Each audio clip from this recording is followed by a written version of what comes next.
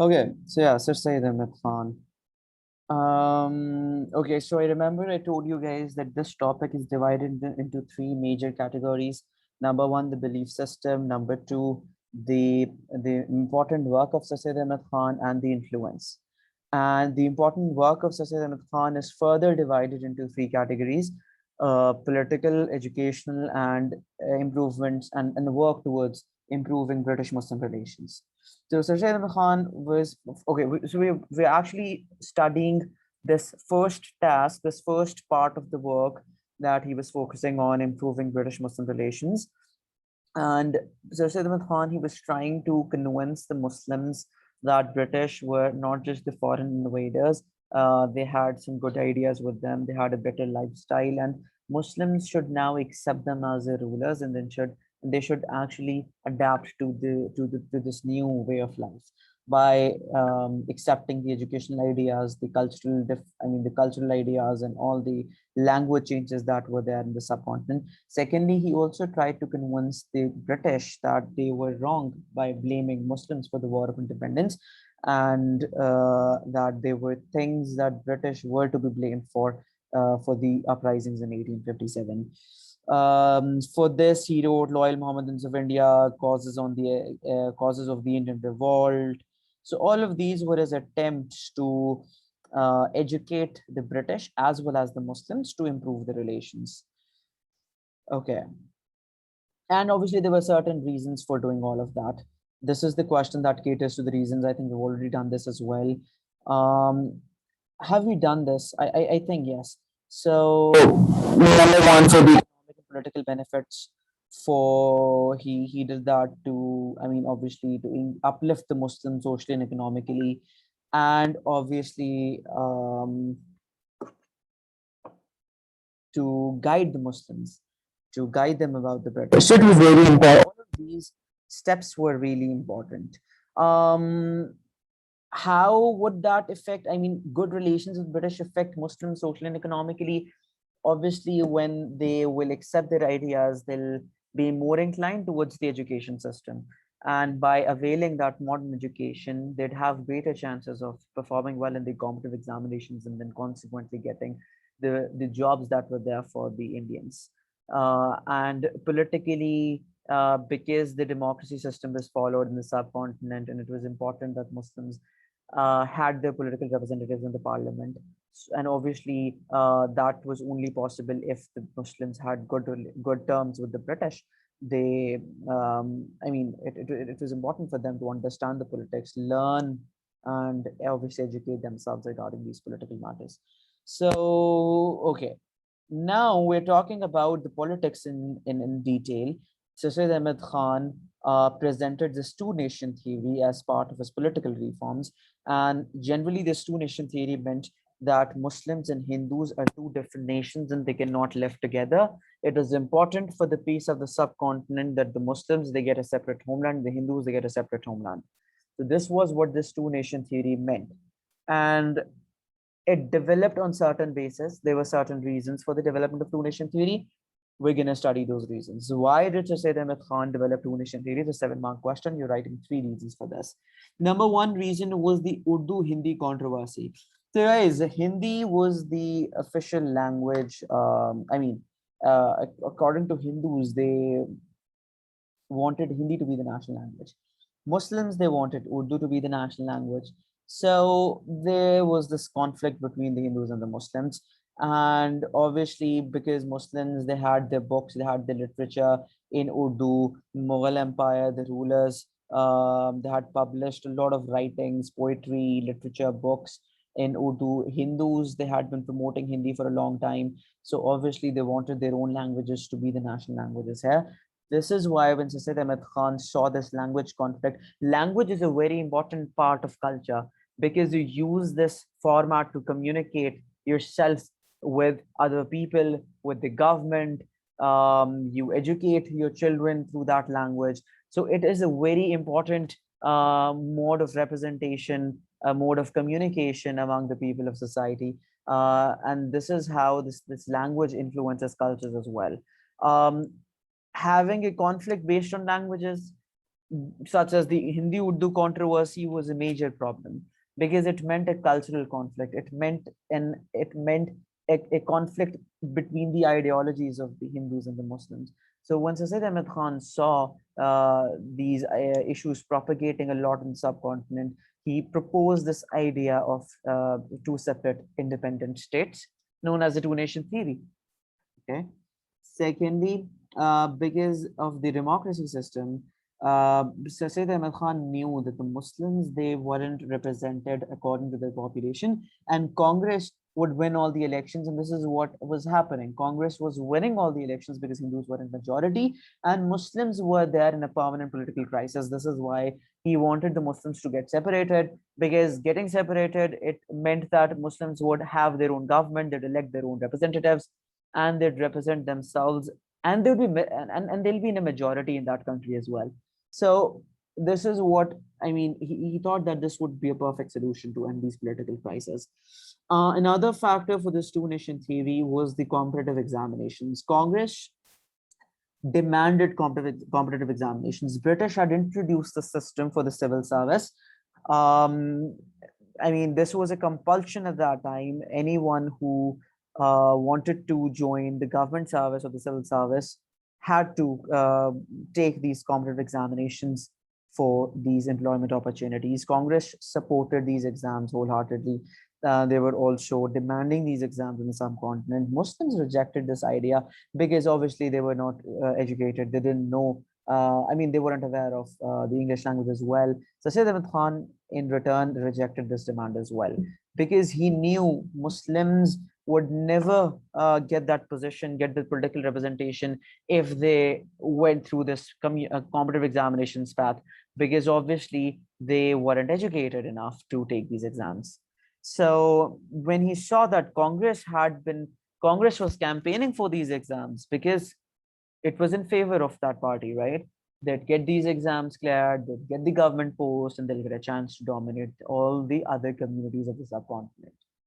This is one reason as to why the exams were opposed, and this became a reason for the introduction of this two-nation theory. Guys, is this question clear?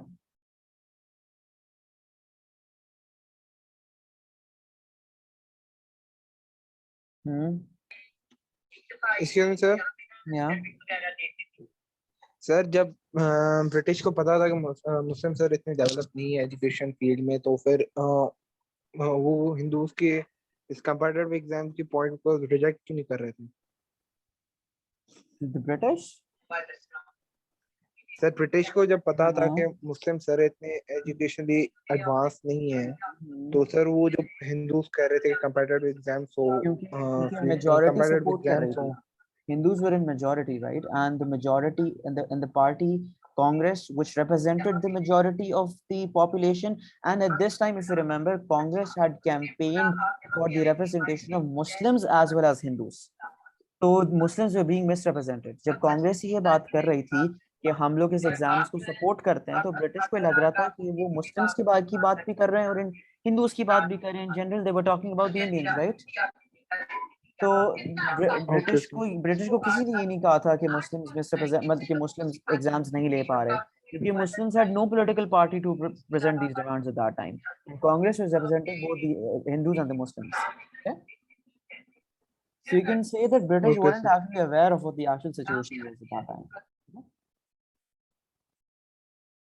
Ahmed, are you also clear with this?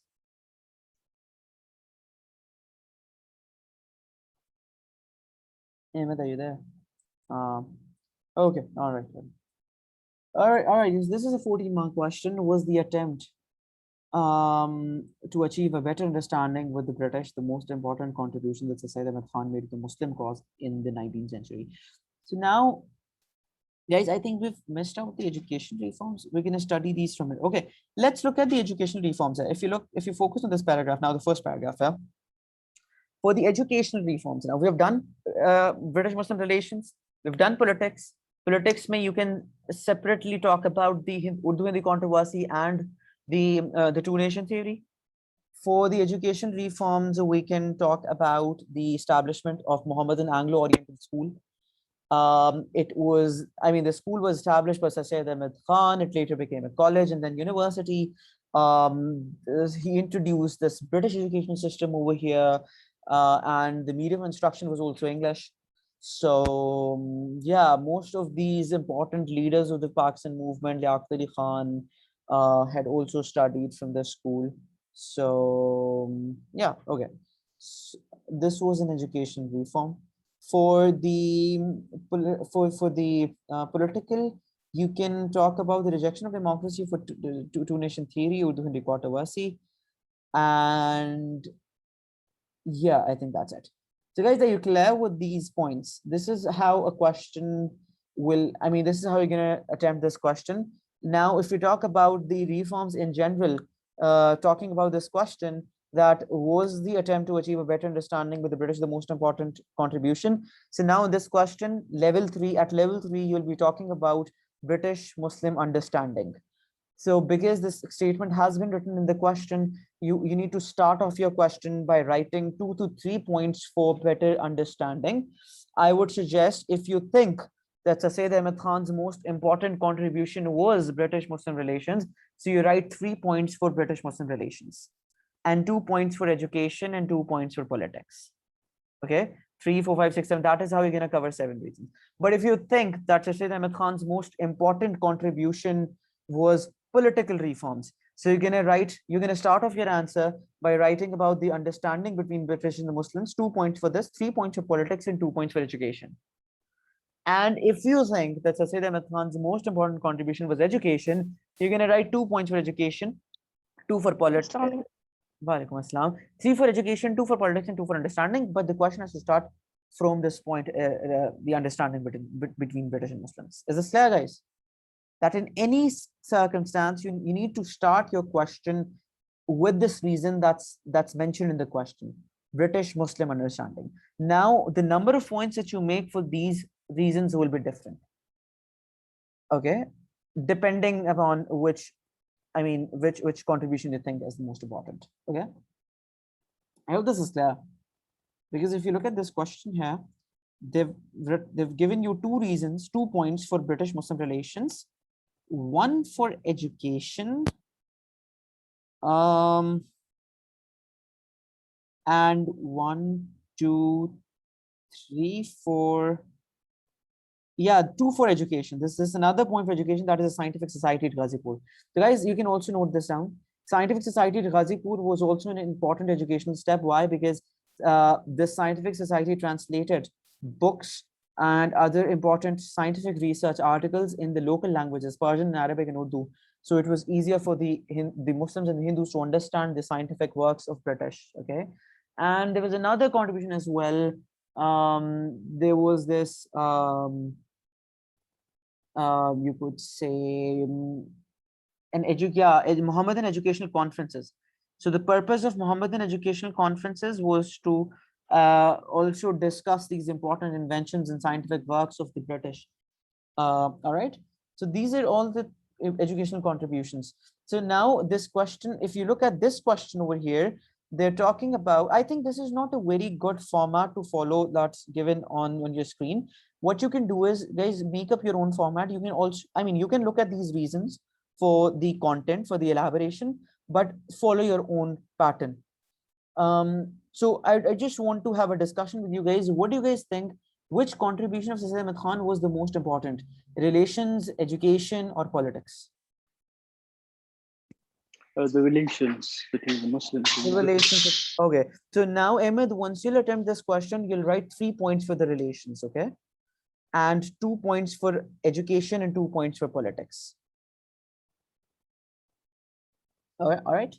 And obviously, you'll be making 3 paragraphs for relations as well. Kadi, what do you think? Sir, political. Political. So you're gonna start. You're gonna write this. You're gonna start off this answer by writing about the by writing about the British Muslim relations. 2 points for that. 3 points. Sorry, 2 points for education, and then 3 points for politics, because you think politics was the most important. Got it?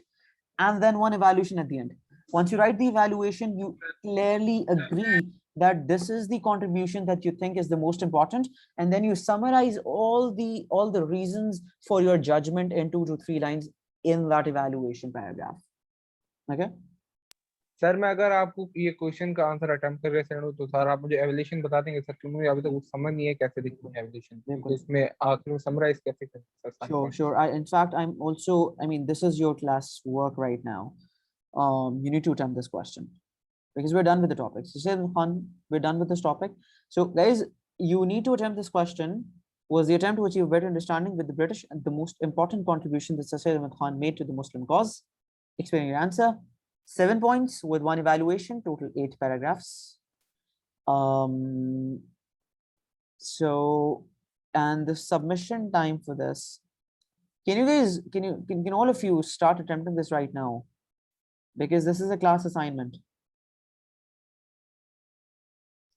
Sir 10 बजे send करते हैं sir सारे, 10 बजे की deadline है आज। ये तो homework assignment हो जाएगी. Then I think if you guys want to take this as a homework assignment, मुझे बताओ कि what about you, Ahmed, and what about Shafaq? Are you guys also down for this? Yeah, 10 o'clock is fine. 10 o'clock is fine. All right. So 10 p.m. Pakistan Standard Time is the deadline for this assignment. Shafaq, I'll send you the recording. I'll add you into the Google Drive. In fact, I also need to add Ahmed to that. I'll add you guys to that Google Drive. It has all the recordings. You guys can listen to those as well. 10 p.m. is the deadline for this. Other than that, so because we still have time, we're going to start with a new topic. Okay. So we're done with Sir Syed Ahmad Khan. But let me know if there's any question, because we're closing this topic here. Any questions from this entire topic up till now?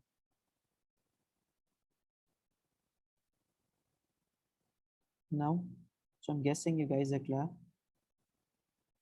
Let me see which topic to start. No, sir. Now. Okay, perfect.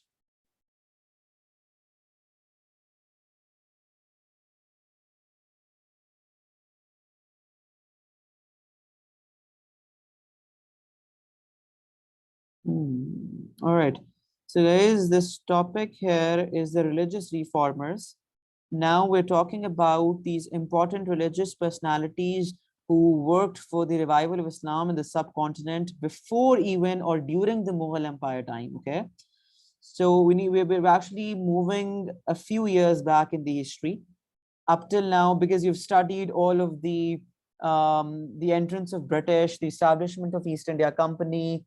So you guys know what was actually happening. You guys also know the reasons for the decline of Mughal Empire. You know how the British had entered India and the political, social status of the subcontinent at that time. Now we're talking about the religious personalities who had worked for the revival of Islam during the Mughal time and even before that. So we'll be studying 3 important religious personalities: Shah Walliullah, Syed Ahmed Shahid Bareilly, and Haji Shariatullah. Separately. So we have these 3 questions here in front of us, 4-mark questions regarding these personalities. So we're going to just cover these 3 and you'll know who these people were and the work they did for the revival of Islam. Shah Walliullah. Shah Walliullah was basically a religious scholar whose real name was Quṭb-ud-Dīn, and he established this religious school, Madrasa Rahimi in Delhi, for the Islamic teaching. He also basically invited Ahmad Shah Abdali. Guys, you remember Marathas campaign against the Mughals during the Mughal Empire time during Aurangzeb's tenure. So Marathas were a great threat to the Mughal Empire at that time, and Shah Walliullah, he invited Ahmad Shah Abdali from Persia to basically defeat Marathas, to join forces with Mughal Empire to defeat Marathas. So this was an important work. He also translated the Holy Quran into Persian because Persian was the official language of the state at that time, and it was Quran in Persian meant that more people could understand that in their local language in a better way. He also wrote 51 books on the on the caliphs of Islam that basically were a symbol, a uniting symbol for the Shias and Sunnis. And he also wrote some important books on the Islamic principles. For example, Hujjat Allah, al-Baligha. This is and Izalah al Khifa. These are the two important books. You need to know, I think it's good that you know the names of these books. It'll obviously make your answers more strong. So here, Hujjat al-Baligha and Izalah al Khifa, these are the two books that he wrote for the regarding the Islamic teachings and everything. And then he also wrote 51 books on the 51 books for the Shia and Sunni differences. Syed Ahmed Shahid Bareilwi was a student at that Madrasa Rahimiyya. He was his time period started after Shah Walliullah, and he formed this jihad movement against the Sikhs, because Sikhs in Punjab and Sindh at that time, they were a threat to the Mughal rule as well. We've studied about the annexation of Sindh and how the British, they defeated the Amirs of Sindh and Ranjit Singh, who was ruling in Sindh at that time in Punjab. So it was, I mean, Syed Ahmed Bareilwi saw Sikhs as a threat to the Mughal Empire, so he launched this jihad movement against them, and he was martyred during this Battle of Balakot. Haji Shariatullah was also a religious reformer. He formed this Faraizi movement. We're going to talk about these movements, these jihad movements, and everything in detail.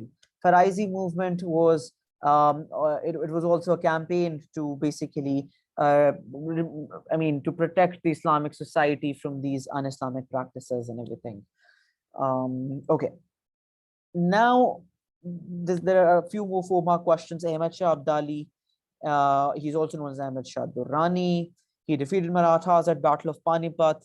He was invited by Shah Walliullah to save the Muslims. Okay. Faraizi movement, this was the movement of Haji Shariatullah. So this movement was founded in Bengal, and the purpose of it was to ensure that the Muslims, they follow the Islamic practices strictly and that they knew their rights. After Haji Shariatullah's death, this movement was continued by his son Mohsin-ud-Din. Okay. Then, okay, who was Mohsin-ud-Din? There could be there could be a question on this as well. So Mohsin-ud-Din was Haji Shariatullah's son. He continued the Faraizi movement.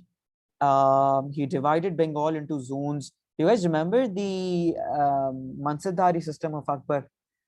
It was pretty similar to what the principles that Mohsin-ud-Din was following, dividing the provinces in different zones, appointing governors for each zone, right? And those governors were responsible for the affairs of their separate provinces. Okay. What was jihad movement? Jihad movement was formed by Syed Ahmed Shahid Bareilwi. It was launched against the tyrannical rule of Sikhs. It was a forerunner of a Pakistan movement, because the armed struggle that he, okay, so just to clarify, jihad movement was a movement to defend the religion at that time. It was not, it was not you could say, a military campaign against any community. It was just a movement to defend the rule of the Muslims, because Ranjit Singh and the Sikh rule was a threat to the Muslims. They had also been attacking the territories. So it was just in defense. And the idea of armed struggle that he portrayed through this jihad movement was very important, because it served as a forerunner for the Pakistan movement. We're going to study how the Pakistan movement developed and what this movement exactly was. So you're going to see the parallels between the jihad movement and Pakistan movement. And Syed Ahmed Bareilwi was, his forces were defeated here, and he was also killed. So, okay. Now, again, this topic here, like Sir Syed Ahmad Khan's chapter, it is divided into 3 major sections. Number 1, the belief system of the religious reformers, their important contributions and their influences. So we're going to study the beliefs, the important contributions and the influences separately for each religious reformer. Let's talk about Shah Walliullah's beliefs first of all. So Shah Walliullah believed that Mughal Empire had declined due to neglect of Islamic and Quranic teachings, because his tenure started when the Mughal period was actually in decline, and Muslims were disunited. They had these Sunni Shia conflicts. There were foreign invaders of Persians, the Afghans, the Marathas, they were attacking. So he knew that all of these reasons, all of this resulted because of the neglect of the Islamic and Quranic teachings. Muslims had to unite against a common goal to defeat all of these enemies. And to basically resolve all these problems, Shah Walliullah made several contributions. For example, to solve the sectarian division, the sectarian conflicts here, he wrote the books on the four caliphs of Islam, and those books were acceptable to both the Shias and the Sunnis. This basically served as a uniting factor here. He also, for the, you could say, the foreign invasions, he invited Ahmad Shah Abdali to fight against the Marathas. And Hujjat Allah was also a book on the Islamic practices. Now, another effort of Shah Walliullah to unite Muslims was that he wrote letters to Mughal rulers that they should abandon their pleasure-seeking lifestyle and they should be more concerned towards defending the empire, because the Mughals, the treasury was almost empty on the useless expeditions. For example, they had to they had to spend a lot of money to put down the foreign rebellions, to put down the succession dispute. They had spent a lot of money on the useless architecture, the day-to-day expenses. All right, and so this is what Shah Walliullah was against. Actually, he wanted the Mughal emperors to unite against the foreign rulers by abandoning their pleasure-seeking lifestyle, to show some serious attitude towards defending the empire. He also warned the Mughal emperors who were disloyal to the Mansabdars, because we know that the Mansabdari system wasn't even working at that time. So he tried to convince the Mughal emperors to actually, to actually be a part of the system as a whole, and put aside the self-interest and everything, and to just cater to the national interests. Yeah. Now, this is all the work of Shah Walliullah. And we've also studied how it translated the Quran into Persian. Translation of Quran into Persian meant that, a larger population could understand the Quran teachings now. Achievements of Shah Walliullah now, all of this important contribution, it had an influence as well on the people of the subcontinent. First of all, that Quranic teachings were more accessible. Madrasa Rahimiyya was an important platform for the Islamic teachings. The books on the rightly guided caliphs were acceptable to Shia and Sunnis, and those books basically served as a factor in removal of these differences and uniting Muslims against these sectarian divisions. 51 books on the revival of Islam proved very important. And then the questions can also ask you to write about the sons of Shah Walliullah and how they contributed to the propagation of Islam. Number one, they began teaching in the Madrasa Rahimiyya that was established by Sir Syed Ahmad Khan. Shah Walliullah. Sure. Shah Walliullah's son also translated Quran in Urdu, and because Urdu was also widely spoken during the Mughal Empire and Mughal Emperor's time, Quran was further easily understandable by a lot of people. Shah Abdul Qadir also translated Quran into Urdu. So yeah, so both of his sons translated Quran into Urdu separately, and that is why it was widely available for the Muslims to understand it. And we're done with Shah Walliullah here. Guys, is there any question so far?